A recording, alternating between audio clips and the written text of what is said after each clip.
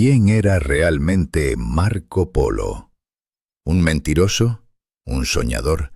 ¿O el hombre que desafió el escepticismo de su época para revelar un mundo desconocido? Su travesía, que duró 24 años, no solo atravesó continentes, sino que cambió para siempre la percepción de Europa sobre Oriente. Pero, ¿qué decisiones le llevaron al palacio del Gran Khan en China y qué consecuencias irremediables marcaron su destino? Amigos, no olvidéis suscribiros a mi canal Sombras Sagradas, darle a me gusta y dejar un comentario de 7 palabras. Es necesario para que el canal funcione. Compartid este vídeo con otros si lo consideráis importante. Gracias. Nacido en el año 1254 en Venecia, una ciudad que respiraba comercio y ambición, Marco creció en un entorno donde los canales reemplazaban a las calles y el bullicio de mercaderes y marineros impregnaba el aire con aromas de sal, especias y vino. Venecia era una puerta abierta al mundo, un crisol de lenguas, rumores y riquezas que moldearon la mente del joven Polo. Pero ¿cómo influiría esta atmósfera en las decisiones que cambiarían su vida para siempre? Antes de su nacimiento, sus padres, Niccolò y Maffeo Polo, comerciaban sin descanso, extendiendo sus redes desde Constantinopla hasta Crimea. Su viaje, que comenzó en la ciudad portuaria de Sudak, los llevó a la corte del poderoso Khan mongol, Kublai Khan. Mientras ellos se adentraban en territorios casi míticos para Europa, Marco crecía sin la presencia de su padre, alimentando su imaginación con relatos que parecían entre leyenda y realidad. La ausencia prolongada de Niccolò y Maffeo dejó un vacío en la infancia de Marco, ocupado por su madre y familiares. Sin embargo, el hogar de los Polo vibraba con historias, mapas y voces de lugares remotos. El joven no aprendía solo geografía, sino la esencia misma del mundo. Los precios de la pimienta en Malabar, la textura de los muselinas de Bengala, la autenticidad de las sedas chinas. ¿Cómo podía un niño absorber tantos detalles y convertirlos en un mapa vivo de un mundo desconocido? Cuando Marco tenía aproximadamente 15 años, sus padres regresaron tras casi 15 años de silencio absoluto. Muchos los daban por muertos o desaparecidos para siempre, pero volvieron con regalos exóticos: oro, piedras preciosas, alfombras persas, especias raras y, lo más impactante, una carta del propio Gran Khan Kublai dirigida al Papa, solicitando eruditos para explicar el cristianismo. Este mensaje cambió el destino de Europa y de la familia Polo. ¿Qué decisión tomarían ahora? Niccolò, al ver a su hijo, reconoció en él no solo la sangre, sino una mente meticulosa y perseverante, semejante a la suya. En ese instante, se forjó un vínculo nuevo, basado en entendimiento y propósito. La preparación para un segundo viaje comenzó, una expedición que pondría a Marco en el centro de una encrucijada histórica, enfrentándolo a miedos, consecuencias irreversibles y elecciones que desafiarían su destino. Este no es un cuento, es la crónica de un hombre que se marchó y regresó para contar todo, enfrentando el escepticismo y la incredulidad de su tiempo. La historia de Marco Polo es una cadena de decisiones fatales, impulsadas por la ambición, el temor y la esperanza, que transformaron el mundo para siempre. Suscríbete a Sombras Sagradas y prepárate para sumergirte cada día en relatos que te harán cuestionar lo que creías saber. ¿Qué otras historias quieres que contemos? Deja tus propuestas en los comentarios. El viaje apenas comienza. ¿Qué impulsa a un joven a abandonar todo lo que conoce para adentrarse en un mundo desconocido? ¿Cómo enfrentarse a un destino incierto sin miedo, sabiendo que cada paso puede ser irreversible? Marco Polo no sabía aún la magnitud del viaje que emprendía, pero sentía en sus entrañas que su vida no transcurriría entre las sombras de un canal ni tras el mostrador de una tienda. La llamada del mundo era demasiado fuerte, demasiado urgente. El Papa Clemente IV había muerto. dejando una vacante que se extendía sin resolver. La elección de un nuevo pontífice tardaba, y con ella, la misión que debía llevar una respuesta al Gran Khan se aplazaba. Los hermanos Polo, atrapados en esta espera, tomaron una decisión crucial: llevar a Marco con ellos. No hubo resistencia. La determinación de aquel joven era firme, aunque aún ignoraba la dureza y la interminable duración del camino que le esperaba. Venecia no despedía a sus hijos con lágrimas ni promesas vacías. Los dejaba ir como el mar suelta los barcos, sin lamentos, sin cadenas. Marco se despidió de lo poco que quedaba en su mundo conocido, visitando la imponente Basílica de San Marcos por última vez. Su madre, al parecer, ya había fallecido. Partió sin saber cuándo volvería, con la certeza de que la puerta del regreso era incierta y probablemente cerrada para siempre. Era la primavera del año 1271, cuando tres figuras cruzaron el umbral de Venecia hacia lo desconocido. Su viaje comenzó con la travesía por mar hacia Acre, la fortaleza cristiana en Tierra Santa. Allí, el bullicio del puerto se mezclaba con el olor a especias y el murmullo de lenguas distantes. Era solo el preludio. Un sendero de años se abría ante ellos, marcado por decisiones que cambiarían la historia.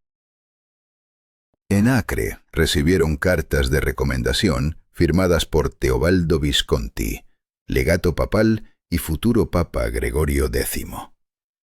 No era una carta cualquiera. Era la llave que debía abrir las puertas del palacio del Gran Khan, justificando la misión ante una corte que no aceptaría a simples viajeros. Además, cargaron con regalos que simbolizaban la riqueza y el ingenio de Europa. Vasos de vidrio, tejidos finos, mecanismos en miniatura y muestras de artesanía occidental. Desde allí, la ruta se adentraba en tierras ya fragmentadas por la caída de los estados cruzados. Siria, Antioquía, Alepo.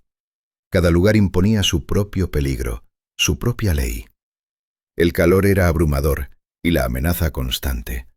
Ladrones, bestias salvajes y la incertidumbre de noches bajo el cielo abierto. El grupo se movía en un imponente caravasar, una mezcla de comerciantes, peregrinos y mercenarios, todos unidos por el miedo y la esperanza. En Mosul, al norte de Mesopotamia, la hospitalidad inesperada de los cristianos jacobitas sorprendió a los viajeros. Aquel oasis comercial ofrecía un espectáculo fascinante. Sedas de la India, porcelanas chinas, cobre turco, alfombras iraníes. Marco, por primera vez, tocó con sus ojos evidencias palpables del mundo del que sólo había oído hablar en relatos. Un nombre resonaba en boca de todos: Kublai, el Gran Khan, no un tirano ni ladrón, sino un legislador riguroso que gobernaba con mano férrea una vasta mitad del mundo conocido. Un anciano misterioso le mostró una moneda con un agujero cuadrado en el centro, un símbolo tangible de un imperio que parecía haberse extendido más allá de lo imaginable. Marco comprendió que su viaje no era solo físico, sino un viaje hacia el poder, hacia lo desconocido, hacia la historia misma. Y en ese instante, el joven no podía ni imaginar que cada paso adelante era una decisión de la que no habría retorno. Así comenzaba la odisea de Marco Polo, un camino que trazaría la conexión entre Occidente y Oriente, un sendero de riesgos, encuentros y pérdidas que cambiaría para siempre la percepción de un mundo fragmentado. Su destino y el de quienes lo rodeaban pendían de decisiones tomadas en la incertidumbre, con el temor latente de que una sola elección errónea pudiera sellar la tragedia. ¿Quién podría imaginar que aquella partida de Venecia, en plena primavera de 1271, abriría una puerta hacia siglos de leyendas, conflictos y descubrimientos? Marco Polo ya había dado el primer paso, firme y decidido, hacia una ruta que sería trazada por el pulso implacable del destino. Todo lo demás estaba por venir, con sus sombras y sus luces. Si quieres acompañar cada paso de esta aventura, y desvelar más secretos de los viajes que cambiaron el mundo, suscríbete a Sombras Sagradas. El viaje apenas comienza. ¿Qué significa realmente poseer la autoridad en tierras tan vastas y desconocidas? El camino desde Balkh se extendía hacia el sureste, atravesando regiones que hoy llamaríamos el norte de Afganistán. En ese instante, esa tierra era Bactria, un lugar donde el pasado helenístico y los monasterios budistas desmoronados coexistían bajo las sombras de invasiones olvidadas. Sin embargo, nadie dudaba. Ahora pertenecía a los mongoles. Pero, ¿a qué precio? En una aldea montañosa, Marco Polo cayó enfermo de repente. Lo que comenzó con una simple debilidad matutina terminó en fiebre alta, escalofríos y vómitos al caer la noche. La amenaza invisible de la enfermedad arrancaba fuerzas a un hombre vital para la misión. El destino parecía oscilar peligrosamente sobre su cabeza. ¿Podría sobrevivir y continuar, o su viaje terminaría allí? El encuentro con un herbolario de Sogdiana fue su salvación. Con un brebaje de raíces montañosas y órdenes estrictas de reposo y sombra, Marco comenzó a recuperarse. Esa experiencia lo marcó para siempre. Comenzó a beber solo agua hervida, evitaba las frías noches y siempre llevaba un manto de lana, incluso bajo el sol abrasador. Su cuerpo, ahora más frágil, necesitaba cuidados extremos para resistir los desafíos que estaban por venir. Semanas después, el caraván avanzó hasta Badakhshan, la región montañosa del este del actual Tayikistán, famosa por su lapislázuli. Pequeños poblados mostraban orgullosos los brillantes fragmentos azules envueltos en lana y relataban cómo los mejores se enviaban directamente al palacio del Khan. Pero la belleza del lugar escondía un infierno. Senderos cada vez más estrechos, desprendimientos de rocas, aire enrarecido en las alturas. La lucha contra la montaña apenas comenzaba. El paso final hacia Pamir implicaba cruzar el corredor de Wakhan, un paso montañoso infernal entre las cumbres de 4 naciones. El frío mordía con fuerza, las bestias de carga caían exhaustas y los hombres veían cómo la piel de sus manos se agrietaba sin piedad. Una caída en un sendero helado dejó a uno de los viajeros con una pierna rota, abandonado a su suerte en una aldea remota. De 30 que partieron, solo poco más de 20 seguían adelante. El precio de la travesía se cobraba con sangre y dolor. Al descender hacia los pastizales, el paisaje cambió, pero la amenaza persistía. Aquí moraban los mongoles en sus yurts, dominando vastos espacios sin necesidad de ciudades ni fortalezas. Por primera vez, Marco y sus compañeros vieron a los clanes, hombres a caballo, mujeres con complicadas gorros de piel, niños cuidando ovejas con largas lanzas. La vigilancia se intensificó cuando un jinete local, al oír quiénes eran, guió al caravana hacia el jefe del clan, un funcionario autorizado por el Khan para controlar a los viajeros. En la tienda del clan, Nicolò Polo presentó sus documentos y entregó una carta del legado papal. El funcionario examinó minuciosamente los sellos, preguntando con desconfianza en qué idioma estaba escrita la misiva. Tras un consejo breve y varias comprobaciones, otorgaron al caraván un cinturón sagrado. Una tablilla oficial adornada con el símbolo del poder de Kublai Khan, que les concedía derecho a exigir caballos y provisiones en las estaciones postales del imperio. A partir de ese momento, el camino cambió para siempre. Ahora acompañados, escoltados y alimentados, cada parada era una tabla de salvación. Cada 30 o 40 kilómetros, un puesto fortificado ofrecía alimentos, ropa caliente, cargón, sillas de montar y reservas estratégicas. Pero la seguridad tenía un precio, la sombra de un imperio vigilante que marcaba cada paso con autoridad y control. ¿Podrían los Polo mantener su libertad bajo la mirada implacable de la Gran Horda? Cada decisión que tomaban era irreversible.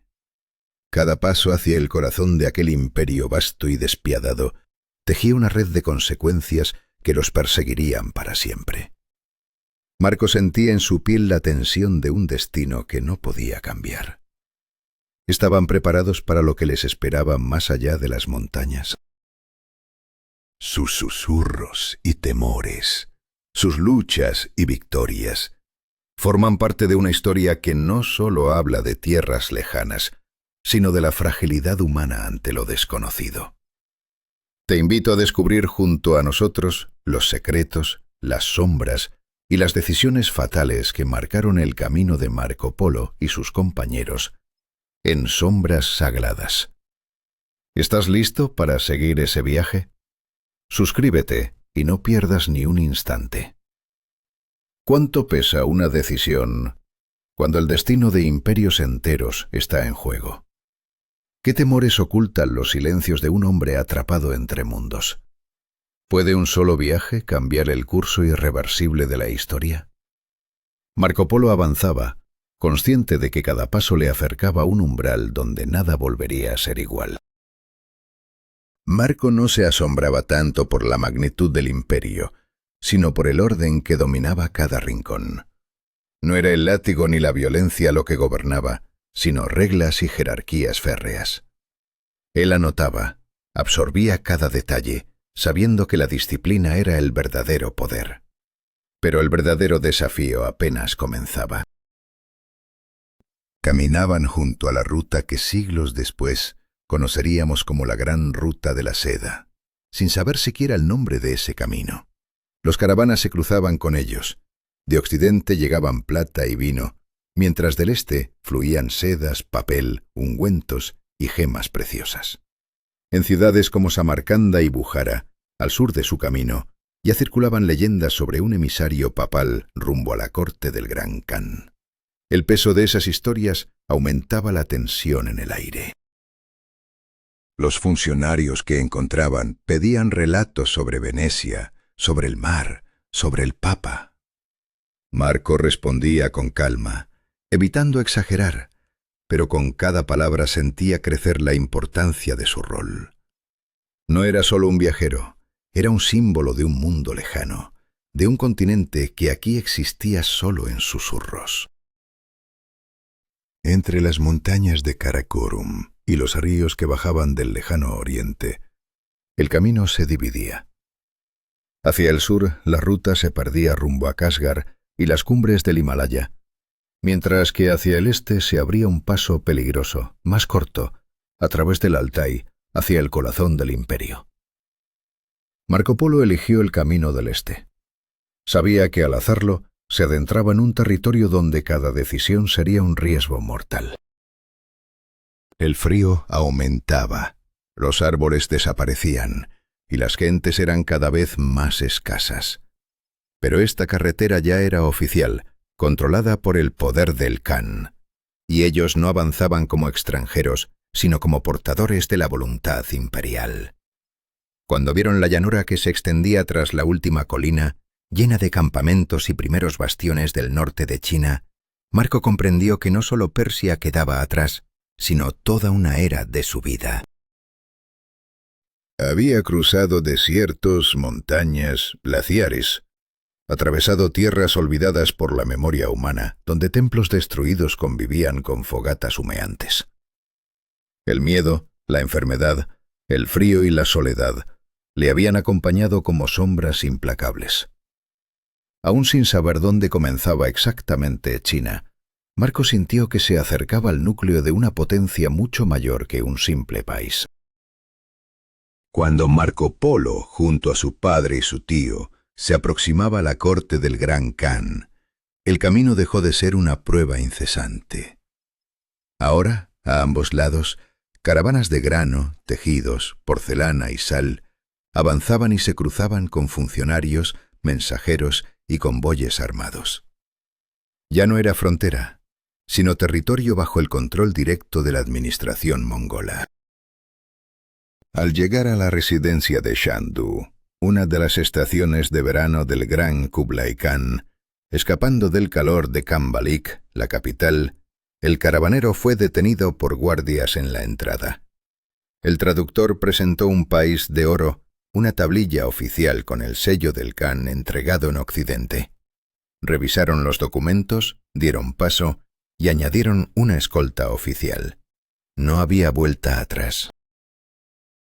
Las calles cercanas a la residencia estaban pavimentadas con orgullo, custodiadas por leones de piedra en cada esquina.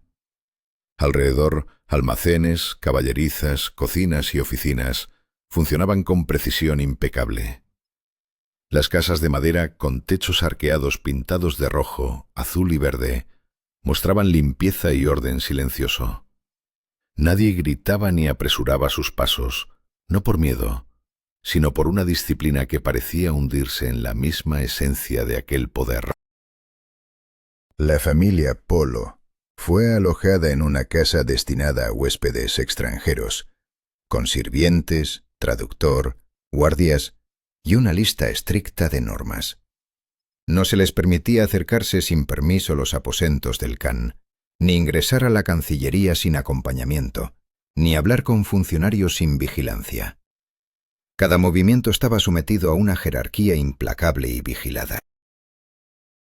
Mientras el padre y el tío negociaban con ministros, entregaban presentes a funcionarios cuya lengua y vestimenta no se parecían ni a la china ni a la túrquica, Marco enfrentó su propia prueba. En aldeas donde las casas se alzaban sobre pilotes y los techos ocultaban hierbas para ahuyentar serpientes, un funcionario enfermo le dejó como único representante de la autoridad central. Marco negoció con ancianos locales, registró nombres de lugares y observó rituales que involucraban a mujeres con túnicas decoradas con pájaros y ranas. No entendía sus palabras, pero sentía que esos ritos eran vitales, cargados de un significado profundo y ancestral. En ese instante, en medio de lo desconocido, Marco se encontraba ante una encrucijada. Seguir siendo un simple observador o convertirse en parte activa de una red de poderes, costumbres y decisiones que definirían su destino para siempre. El camino se bifurcaba y no había marcha atrás. ¿Hasta dónde puede llegar la lealtad cuando cada paso se convierte en un riesgo mortal? Marco Polo recibió una misión que lo llevó a Yunnan, una vasta y montañosa provincia en el extremo suroeste del imperio. Esta tierra, apenas incorporada al dominio mongol, todavía respiraba la sombra de sus antiguos reinos, que mantenían una sumisión formal pero tensa al Gran Khan. Pero allí, entre ríos y montañas, la verdadera prueba estaba por empezar. En los ríos torrentosos, encontró hombres hasta las rodillas en el agua, tamizando incansables arenas con cestas de mimbre, buscando una sola pepita de oro que cambiara su destino. La esperanza y el sacrificio se fundían en aquel esfuerzo minúsculo, reflejo de un mundo donde cada instante pesaba como una sentencia. Marco Polo observaba, registrando cada detalle, consciente de que esa imagen era el preludio de consecuencias que aún no podía imaginar. En los pueblos remotos, los hogares se conectaban por puentes colgantes hechos de raíces entrelazadas, suspendidos sobre abismos insondables que desafiaban la mirada más valiente.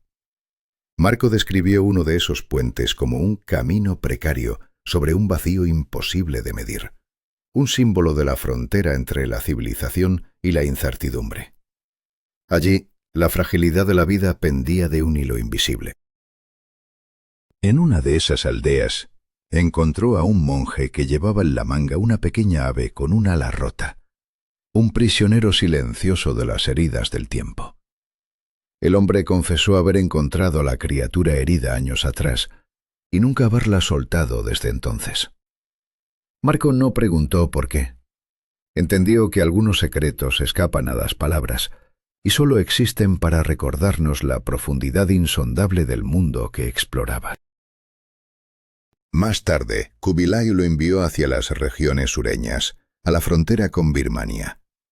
No era una misión diplomática tradicional, sino una exploración velada para descifrar el creciente poder de aquel reino inquietante. Los días de marcha se convirtieron en una batalla contra lluvias tropicales, selvas densas y enfermedades implacables. La muerte tocó a su grupo cuando un torrente arrastró a uno de sus hombres, y Marco debió negociar con guías para no perder el rumbo en medio del caos. Finalmente, llegaron a la capital del Principado birmano. La cortesía era un velo que escondía la desconfianza. Los enviados fueron impedidos de entrar en el palacio central, pero recibieron regalos simbólicos, tejidos exquisitos, frutas aromáticas, especias misteriosas. Marco quedó fascinado por la magnificencia del lugar. Templos con techos dorados, gigantescas esculturas de leones y elefantes guardianes, y una música coral que parecía no cesar ni en la oscuridad de la noche. Un anciano sacerdote, a través de un traductor, susurró una advertencia que resonó en el alma de Marco. Aquí todos oyen los pasos del Khan, pero nadie ha abierto la puerta. La frase pesaba como una sentencia, un recordatorio de las tensiones invisibles que se esconden bajo la opulencia y el silencio. Cada gesto, cada regalo, era un juego de poder y precaución. Otra ruta llevó a Marco hasta el Tíbet, no como diplomático, sino como observador silencioso, enviado a estudiar cómo la influencia imperial se extendía por las inaccesibles montañas. Allí el camino se tornó una prueba de resistencia. Pasos agotadores por pasos nevados, frío que congelaba el té en las ollas y la falta de combustible que amenazaba con detenerlos. La muerte volvió a acechar cuando uno de sus compañeros cayó y fue sepultado entre rocas, un ritual sin otra opción. En un monasterio tibetano, Marco fue permitido entrar en una sala donde escribas en túnicas oscuras copiaban textos antiguos con una precisión casi irreverente. Observó cómo sostenían sus pinceles apoyados en el meñique, apenas rozando el papel, como si el silencio de su trabajo hablara más fuerte que cualquier palabra. Aunque ignoraba su idioma, sintió que aquellos hombres vivían para escuchar lo que el mundo no dice, para ser custodios del silencio impenetrable. De aquel viaje no trajo informes convencionales, sino una revelación. En esas alturas habitan quienes no miran al trono, sino al cielo. Seres que no pueden ser conquistados, solo escuchados. Esta verdad intangible desafiaba el poder terrenal, exponiendo una fragilidad que ni siquiera la fuerza mongola podía doblegar. No todas las travesías de Marco tenían un propósito oficial. A veces acompañaba a inspectores fiscales, otras a caravanas de sal o a constructores de puentes. Descubrió culturas sorprendentes, hombres con turbantes largos, mujeres que llevaban anillos en la nariz sin quitárselos ni de noche, tribus que conservaban las cabezas de sus antepasados en almacenes de barro, y niños que aprendían no los nombres de reyes, sino de pájaros y gansos desde la infancia. Sus relatos, a veces increíbles, hablaban de personas que dormían en redes colgadas de los árboles para evitar las mordeduras de serpientes, y de aldeas donde los hombres quedaban excluidos de ciertas ceremonias. Marco no siempre comprendía lo que veía, pero cada historia era un fragmento de un mundo complejo, ajeno y fascinante. Un mosaico de decisiones humanas y consecuencias inexorables. Cada viaje, cada encuentro, cada paso en esas tierras, era un giro en la cadena de decisiones que moldeaban el destino. Marco Polo no solo era un testigo, era parte de una red invisible de poder, miedo y esperanza, donde una sola elección podía alterar el curso de imperios y vidas humanas. Su pluma capturó la esencia de un mundo en constante cambio, lleno de incertidumbres que solo el tiempo revelaría. ¿Quién puede decir entonces qué es la historia, sino una sucesión de decisiones irrevocables, de puertas que se abren o se cierran en un instante? Marco Polo nos invita a mirar más allá del trono y las batallas, hacia la condición humana enfrentada al abismo de lo desconocido. Solo así podemos entender el verdadero precio de cada paso en su épico viaje. Si deseas seguir descubriendo estos relatos que desafían el tiempo y la memoria, suscríbete a Sombras Sagradas y acompáñanos en la próxima travesía. La historia aún no ha dicho su última palabra, y cada sombra oculta un secreto esperando ser revelado. ¿Hasta dónde puede llegar la memoria humana cuando documenta mundos que desafían toda lógica? Marco Polo no era un mercader común ni un funcionario con cadenas burocráticas. Era un hombre atrapado entre dos realidades, portador de imágenes que sus contemporáneos apenas podían comprender. En sus relatos, mujeres dominaban los mercados, y en ciertos rincones se veneraban piedras lisas con agujeros, a través de los cuales, según creencias, se podían escuchar las voces de los muertos. Estas descripciones no buscaban encantar, sino registrar. Pero ¿qué sucede cuando la verdad supera la imaginación? Marco lo vivió en carne propia. En sus apuntes no había lugar para adornos ni fantasías. Marco Polo capturaba cada escena con una precisión casi obsesiva, incluso cuando aquello que observaba desafiaba las estructuras europeas del conocimiento. Ciudades sin muros, mercados donde las conchas eran moneda corriente, templos cuyo altar principal era un espejo. Todo esto rompía con las expectativas clásicas sobre Oriente. Sabía que algún día esas narrativas serían puestas en duda, rechazadas incluso, pero su pluma no se detuvo. La certeza de que alguien, en el futuro, intentaría comprender un mundo olvidado era su motor. Cuando finalmente arribó a Hangzhou, la antigua capital de la dinastía Song, Marco quedó fascinado por un esplendor que parecía desafiar el tiempo y la historia. Tras meses en las montañas, provincias y bordes del imperio, se encontró en el corazón de un sur chino rebosante de vida, orden y riqueza. No había rastro de destrucción, solo la evidencia palpable de un orden meticuloso y un trabajo diario incansable. La ciudad se extendía alrededor del lago oeste, conectada por canales, puentes y jardines que invitaban a la contemplación tranquila pero cargada de energía contenida. Pero, ¿qué secretos escondía ese aparente equilibrio? Cada amanecer, Marco observaba cómo las barcas bajaban al agua, cargadas de arroz, especias y sedas valiosas. Los remeros mojaban sus palas con agua tibia para proteger la madera del frío, mientras mujeres preparaban té junto a los muelles. Funcionarios vigilaban desde los puentes, cotejaban cargas y estampaban sellos en tablillas que reemplazaban los recibos, símbolos de un sistema eficiente y rígido.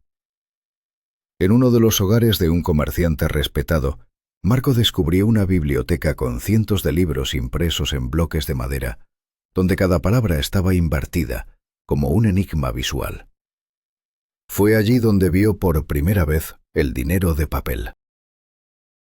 Estos billetarios no eran simples pedazos de papel, sino instrumentos de un imperio que controlaba su circulación y castigaba la falsificación con la pena capital.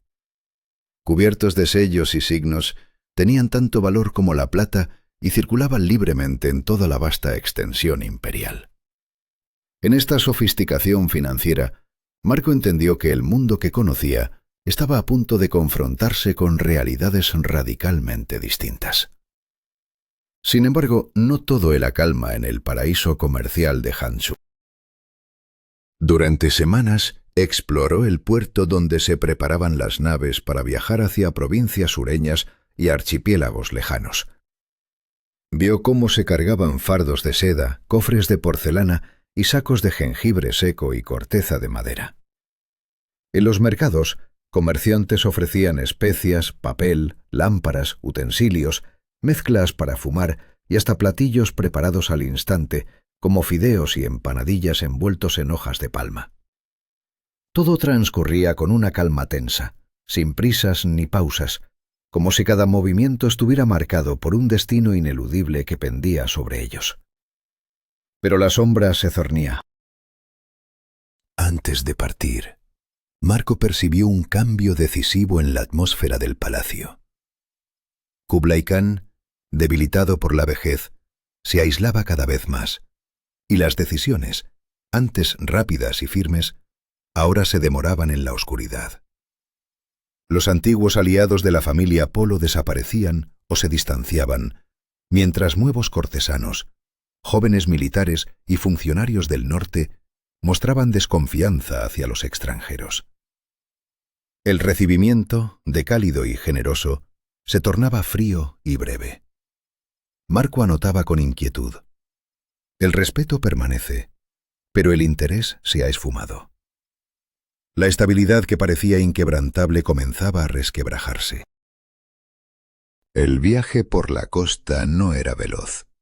Cada tramo del camino revelaba la incertidumbre de un mundo en transformación. Marco Polo, con su cuaderno en mano, comprendía que cada paso adelante era también un paso hacia lo desconocido, hacia decisiones que no se podían deshacer ni revertir. Las sombras de la historia se alargaban sobre aquel imperio, y él estaba en medio de ellas, testigo y narrador. ¿Quién escucharía sus palabras cuando la incredulidad y el escepticismo se apoderaran de sus relatos? La respuesta contendría la esencia de un destino irreversible. Ahora, mientras el eco de esos tiempos resuena en nuestras propias sombras, te invito a suscribirte a Sombras Sagradas para seguir explorando los misterios que marcaron el curso de la historia humana. ¿Estás listo para confrontar las decisiones que cambiaron el mundo para siempre? ¿Cuánto vale la vida frente a la inmensidad del mar y el peso de un destino impuesto? En el verano del Mar del Sur, bajo lluvias torrenciales y mareas violentas, las naves avanzaban con lentitud, buscando refugio en los puertos para recolectar agua, secar las prendas y reparar velas desgarradas. Cada instante parecía una batalla contra fuerzas invisibles, una danza con el destino, que ya comenzaba a cobrar sus primeras víctimas. El calor sofocante trajo consigo enfermedades, fiebre, dolor de cabeza, noches sin sueño. El temor se apoderó de la tripulación cuando uno tras otro los marineros comenzaron a sucumbir. Una mañana, un anciano oficial, respetado y querido, fue encontrado sin vida, con cartas dispersas a su lado. Marco, con gesto grave, ordenó que lo arrojaran al mar bajo el ritual local, acompañado de plegarias y una tela bordada con el símbolo del Khan. Sin embargo, la sombra de la pérdida apenas comenzaba a posarse sobre ellos. Los funcionarios locales en Cham, educados pero distantes, mostraron indiferencia ante la urgencia de Marco. El calor, la enfermedad y la falta de autoridad eran excusas que dilataban sus respuestas, negándoles la ayuda que desesperadamente buscaban. Durante 3 días, Marco insistió, buscando audiencia con el gobernador, solo para descubrir que la verdadera razón de la demora era la presencia de una princesa en uno de los barcos. «Aquí se reconoce la fuerza, no el nombre», le advirtió un oficial, dejando en claro que el poder hablaba un idioma diferente. Las estancias se alargaban en algunos puertos hasta 3 semanas. En la costa del istmo de Malaca, un tormentoso temporal dañó varias embarcaciones. La tripulación luchó contra el tiempo y la fatiga para reparar velas, reorganizar cargas y transferir sacos de arroz. Marco, lejos de sucumbir al caos, descendió a tierra para reunirse con mercaderes locales, interrogándolos sobre la India, sus mares y estaciones. Todos coincidían en un consejo: ser extremadamente cautelosos. Los monzones iban a comenzar, y cruzar el océano sería arriesgarlo todo. Pero quedarse era un lujo que ya no podían permitirse. Cuando el clima mejoró, la flota tomó rumbo suroeste hacia la costa occidental de la India. La noche les jugó una cruel broma. Una tormenta dispersó a los barcos, que solo se reunieron una semana después frente a las costas de la actual Cochín. Marco exploró puertos donde se comerciaba con pimienta, joyas y sándalo, escribiendo que los mercaderes son como libros y los jueces recolectores de sal. En Culicó se entrevistó con la administración local y visitó almacenes repletos de especias, telas y perlas, donde conoció a un traductor persa, vínculo esencial para comprender los movimientos en Persia. Las noticias confirmaron un cambio irreversible. Argun, el destinatario original de Cochín, había muerto. Su hijo, Ghazan Khan, estaba dispuesto a aceptar a la princesa como parte de un pacto dinástico. La misión, aunque alterada, seguía viva. Marco comprendió que el destino les otorgaba una última oportunidad. Pero el tiempo junto a la corte se agotaba. El respeto persistía, pero los lazos se desvanecían, la confianza se erosionaba. Sus informes quedaban sin respuesta, y sus roles se desdibujaban en un entramado de silencios y ausencias. En sus escritos, Marco reflexionó con pesar. El gran sol no se niega a entrar, simplemente deja de iluminarnos. Intentaron solicitar permiso para regresar, primero a través de funcionarios menores, luego amigos y finalmente mediante cartas formales. Nunca obtuvieron una respuesta clara. Un mensajero del Khan, a través del capitán de la flota, les transmitió un mensaje críptico. El Khan guardaba silencio, pero el camino estaba abierto. Podían irse, sí, pero sin esperar despedidas oficiales. Un paso sin retorno que les imponía el silencio de un poder que ya no los necesitaba. Cuando la misión con la princesa de Cochín fue reactivada y la ruta aprobada de nuevo, Marco y su familia entendieron la crudeza del momento. Cumplir el encargo sería su última acción, el cierre de casi 2 décadas ancladas a una corte que los había dejado en el olvido. El barco zarpó con carga ligera, pero con un peso emocional insoportable. Dejaban atrás no solo un imperio, sino también una vida entera de lealtades, sacrificios y esperanzas rotas. Nadie les despidió con honores ni aplausos. Solo el mar, el viento pesado y el cansancio acompañaron su partida. La familia Polo, con Marco a la cabeza, ya no esperaba regresar a la corte de Vileí.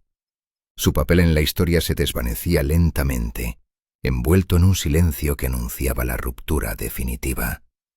Mientras sus barcos se alejaban de las tierras del sur del Yuan, una pregunta persistía en el aire. ¿Cuántos sueños se pierden en el vaivén de decisiones que parecen irrevocables? Sus decisiones, sus sacrificios y su destino marcaban el inicio de un regreso lleno de incertidumbres, donde cada ola podía ser la última. La historia de los polos se convirtió en un testimonio de lo que significa arriesgar todo por la lealtad y la esperanza, enfrentándose a un poder que no perdona el desgaste ni la sombra de la duda. El mar no solo los separaba de su hogar, sino también de un capítulo cerrado que ya no les pertenecía. ¿Quieres descubrir cómo continuó esta odisea marcada por la fatalidad y el coraje? Acompáñanos en Sombras Sagradas para sumergirte en los relatos que desafían el tiempo y revelan el precio de las elecciones que cambiaron el curso de la historia. Suscríbete y no pierdas detalle de cada momento decisivo. ¿Hasta dónde puede llevarnos la desesperación? ¿Qué precio pagamos cuando la muerte acecha en cada ola?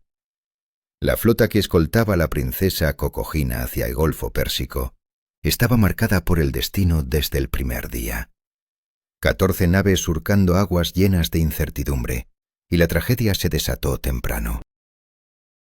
Uno de los barcos se encalló en la costa, su casco abierto como una herida en el mar.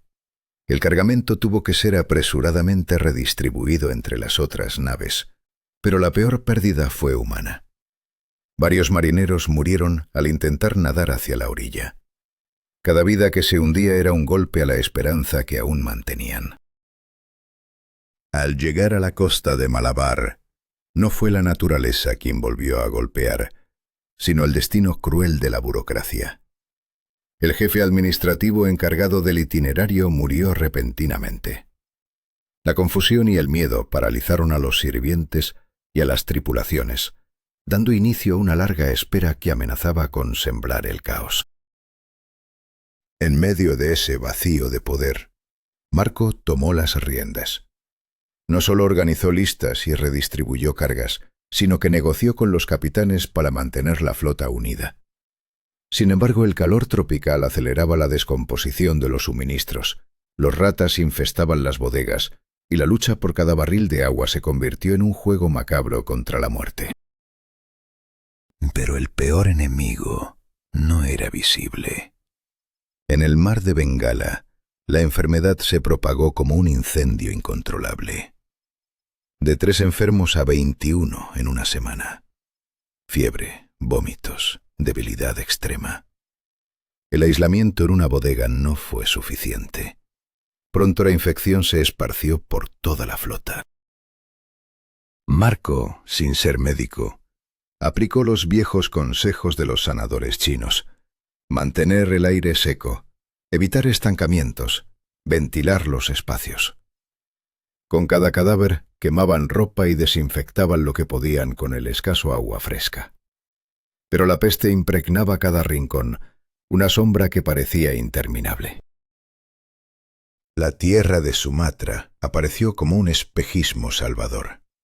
Sus bosques densos y pueblos a la orilla del agua ofrecían refugio, aunque también nuevos temores.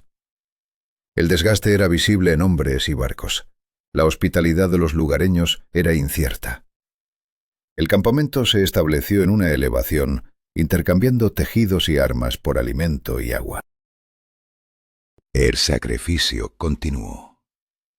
Algunos murieron en tierra, sus cuerpos sepultados bajo raíces, lejos de la dignidad que buscaban. Marco impuso una disciplina férrea: agua hervida, turnos estrictos, raciones precisas. Cada decisión era un acto de supervivencia en un equilibrio frágil a punto de romperse. Cuando la flota zarpó nuevamente, el monzón desató su furia. Las olas azotaban los cascos con fuerza descomunal. Un barco desapareció sin dejar rastro, otro perdió su mástil, y una disputa por los suministros amenazó con dividir a los oficiales. Marco intervino, no con amenazas, sino con autoridad ganada en años de lucha contra la adversidad. Con la flota al borde del colapso, Marco empezó a hablar en voz alta lo que durante años había guardado en silencio. Aquellas palabras que solo él y Rustichello escuchaban eran el germen de un legado que atravesaría siglos. En la prisión genovesa, Marco dictó sus memorias a Rustichello, quien las transcribió en el francés provenzal de los comerciantes y literatos. Lo que parecía un simple relato era en realidad la primera crónica occidental que intentaba capturar la inmensidad de un mundo nuevo, con toda su crudeza y maravilla. No había mapas, ni diarios, ni pruebas tangibles, solo recuerdos vivos y detallados. Lo que comenzó como un acto de memoria se transformó en la obra que desafiaría el tiempo y narraría la epopeya humana de la exploración y el sacrificio. ¿Quién imaginaría entonces que esas palabras, nacidas en la oscuridad del encierro, serían la primera luz que alumbraría los secretos del mundo desconocido? La historia estaba apenas comenzando, y cada decisión, cada pérdida, marcaría el destino no solo de Marco, sino de toda una era. Suscríbete a Sombras Sagradas para seguir desvelando los destinos que moldearon nuestro pasado y entender cómo el miedo y la esperanza pueden coexistir en el borde de lo imposible. ¿Cuán real era el Asia que Marco Polo describió? ¿Era un territorio desconocido o una mezcla de hechos y leyendas? ¿Cómo pudo un hombre común narrar un mundo tan vasto y diverso, con sus leyes, costumbres y ejércitos? La respuesta no estaba en un relato único, sino en una maraña de copias que distorsionaban la verdad original. Tras su regreso a Venecia, Marco Polo entregó su manuscrito a un grupo de copistas. Pero la historia, lejos de mantenerse intacta, comenzó a mutar. De unos pocos ejemplares iniciales, Las copias se multiplicaron en decenas y cada versión añadía o eliminaba detalles sin control. Así, la voz original de Marco se fue perdiendo entre añadidos y omisiones. ¿Dónde terminaban las palabras del viajero y dónde comenzaban las de sus escribas y comentaristas? Esta pregunta quedó sin respuesta. Sin embargo, ese texto fragmentado, que luego sería conocido como el Millón o el Libro de las Maravillas del Mundo, comenzó a vagar por Europa, encendiendo pasiones y dudas entre sus lectores. En Francia se leía con asombro, en Padua se copiaba con fervor, y en los monasterios de la Toscana se discutía su veracidad. Los mercaderes ansiaban descubrir si realmente en China se usaba papel moneda, mientras los cartógrafos buscaban en sus páginas pistas para trazar mapas con precisión. Los geógrafos debatían sobre la localización exacta de ciudades como Chaganur o las rutas que conectaban Gansu con las costas del Mar Amarillo. Sin embargo, no todos creían en Marco Polo. Para muchos nunca había puesto un pie en China. Solo repetía relatos de otros mercaderes. Su omisión del Gran Mur chino, la ausencia de detalles sobre la escritura o nombres chinos exactos, alimentaba esta incredulidad. Hoy los historiadores aún discuten ferozmente. Pero quienes leyeron con atención hallaron en sus relatos detalles imposibles de inventar. El sistema postal mongol, la estructura tributaria de la dinastía Yuan, los protocolos de audiencias imperiales y la geografía desde el Tíbet hasta Manchuria. Marco Polo no dominaba el lenguaje académico, pero poseía otro idioma, el del observador. No describía maravillas sin fundamento, sino realidades que había visto. Aunque en su texto aparecían menciones a hombres con colas, islas de gigantes o serpientes del tamaño de mástiles, estos reflejaban tradiciones geográficas medievales más que afirmaciones literales. Siempre introducía esas leyendas con cautela. Me han contado, he oído, dicen que... Separaba lo vivido de lo narrado por otros, consciente de la delgada línea entre realidad y mito. Su libro desató una ola de interés por Oriente, inspirando a mercaderes, peregrinos y aventureros a lanzarse a la ruta hacia lo desconocido. Casi 150 años después, Cristóbal Colón leería esas páginas anotando en sus márgenes. La obra de Polo fue uno de los motores que alimentaron la creencia en una tierra vasta, donde en sus confines aguardaban civilizaciones ricas y poderosas con las que establecer contacto. Pesada del libro, Marco Polo permaneció en silencio. No celebró, no habló en público ni aclaró las controversias. Los relatos que se sumaban a su nombre se multiplicaban, y él, según sus contemporáneos, ni negaba ni confirmaba. En sus últimos años, mientras las copias se extendían por todo Italia y su nombre llegaba a los rincones más remotos de los monasterios, Marco llevó una vida tranquila, casi hermética. No buscó más viajes ni gloria, pues creía que lo esencial ya estaba hecho y contado. Su existencia familiar se tejía en la serenidad de la casa veneciana que había recuperado tras una tormenta. Allí, lejos del bullicio y la política, vivió hasta sus últimos días, sosteniendo firmemente que nunca exageró sus vivencias. Cuando en su lecho de muerte le preguntaron si había adornado sus relatos, supuestamente respondió: «No dije ni la mitad de lo que vi». ¿Fue Marco Polo un visionario atrapado entre la realidad y la leyenda? ¿O un narrador cauteloso entre mitos y hechos?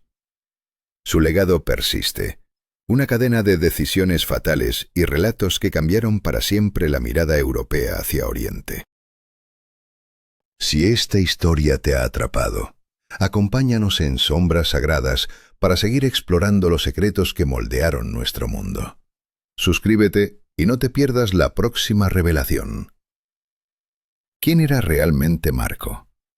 ¿Un simple mercader? ¿Un peregrino? ¿O un hombre marcado por decisiones que cambiarían el destino de continentes? Se casó sin escándalos. Llevó una vida aparentemente tranquila. Una esposa, hijas que criaba con paciencia y un hogar al que dedicaba su tiempo. Pero detrás de esa calma se ocultaban sombras profundas y elecciones que resonarían más allá de su muerte. Su esposa, Donata Bader, hija de una familia influyente en Venecia, era una mujer de mundo, acostumbrada a la cautela y al cálculo. La unión no fue fruto del azar ni de pasiones desbordadas. Fue un pacto silencioso entre dos almas que entendían el valor de la paciencia y el silencio. Sin embargo, ¿qué secretos guardaba esa alianza en el fondo oscuro de la historia? Con el paso de los años, el vigor de Marco comenzó a menguar. Las largas rutas por estepas, desiertos y montañas habían templado su cuerpo, pero no podían protegerlo del implacable avance de la enfermedad. En la humedad y el aire frío de la ciudad, sus articulaciones dolían y la tos persistía sin clemencia. ¿Era este el precio inevitable de una vida entregada al destino? A pesar de su fragilidad física, seguía siendo un faro para quienes lo rodeaban. Jóvenes marinos, escribas y los hijos de comerciantes acudían a él, ansiosos por escuchar historias de tierras lejanas y nombres envueltos en misterio. Marco, el hombre que había caminado junto al Gran Khan, guardaba un legado invaluable, no en monedas, sino en memorias vivas. Pero esta luz estaba a punto de extinguirse. Cuando la enfermedad se volvió irreversible, Marco convocó a un notario. Dictó su testamento con precisión, mencionando a su esposa, a sus hijas, a sus sirvientes y a varios templos donde legaba donaciones. Pero su verdadero legado fue otro. La misteriosa obra escrita mientras estuvo cautivo, un libro que decidió dejar intacto, sin correcciones ni recortes. Además, se negó a hablar sobre su contenido, dejando una incógnita que alimentaría siglos de leyendas. Murió en enero del año 1324, en una ceremonia discreta y sobria según las tradiciones venecianas. Su ataúd recorrió la ciudad, pero pocos reconocieron al hombre que yacía dentro. No hubo monumentos ni estatuas en su tumba. Solo su nombre, sencillo y silencioso, porque su memoria no necesitaba adornos ni exaltaciones. ¿Cómo alguien tan influyente podía desaparecer en el anonimato? Pasaron los años y Europa tardó en comprender la magnitud de su figura. El libro que dejó fue copiado, traducido, editado y ampliado, convirtiéndose en la base de mapas, tratados y relatos que cruzaron generaciones. Cada trazo, cada palabra se volvió una advertencia, una inspiración o un enigma para quienes se atrevieron a seguir sus pasos por aquellas rutas antiguas. Marco Polo no solo fue un hombre, sino un símbolo. Su vida y su obra trazaron las líneas de un puente incierto entre Oriente y Occidente, un legado que el tiempo no pudo borrar. El gran camino de la seda, que un día fue un sendero peligroso y desconocido, se convirtió en un símbolo de conexión y destino. Sin embargo, ¿qué precio pagó él y su familia por tamizar aquellas fronteras entre mundos? Sus decisiones, sus sacrificios y sus silencios fueron las piedras angulares de una historia que todavía resuena en sombras sagradas. Así que ahora te pregunto, ¿qué harías tú si tu vida dependiera de una elección irreversible? ¿Serías capaz de guardar secretos que podrían cambiar la historia? Suscríbete para descubrir más relatos donde el destino y las decisiones se entrelazan en un solo hilo mortal.